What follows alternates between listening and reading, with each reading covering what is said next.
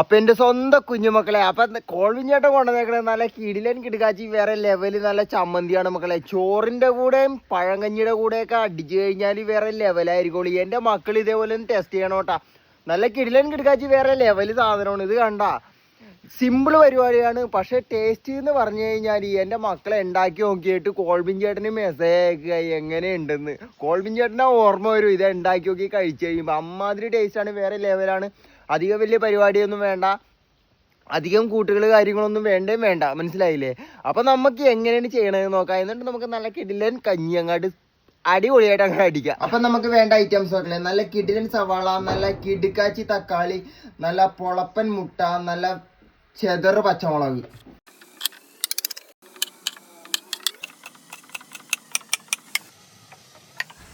എല്ലാം കൂടി വാരി കോരി അങ്ങോട്ട് പാത്രത്തിലോട്ട് ഇടാം മക്കളെ. ഇനിയാണ് മക്കളെ നമ്മുടെ പരിപാടി ആരംഭിക്കണം. നല്ല കിടുക്കാച്ചി മുളക് പൊടി, നല്ല കിടിലൻ വെളിച്ചെണ്ണ, ശകലം വിനെഗർ, ആവശ്യത്തിന് ഉപ്പ്. ഇങ്ങനെ അങ്ങോട്ട് കൈ എടുത്തിട്ടുണ്ടല്ലോ, അതിങ്ങനെ അങ്ങോട്ട് ഒടക്കണം മക്കളെ. ആ മുട്ടയും ഉള്ളിയും തക്കാളിയും എല്ലാം കൂടി ശരിക്കും ഒടയണം. ഇത് വെറുതെ നിന്നാൽ തന്നെ സ്വർഗം കാണും. അപ്പൊ ഓൾവിചേട്ടൻ പറയണ പോലെ ഉണക്കമീനോ തൈരോ ഇങ്ങനത്തെ ഒരു പരിപാടിയും പാടില്ല. ചമ്മന്തിയും കൂട്ടി തിരണ്ടേ ആ ചമ്മന്തിയുടെ ടേസ്റ്റ് ഉണ്ടെങ്കിൽ ആ ചമ്മന്തി മാത്രമേ പാടുള്ളൂ. ഇതുണ്ടോ?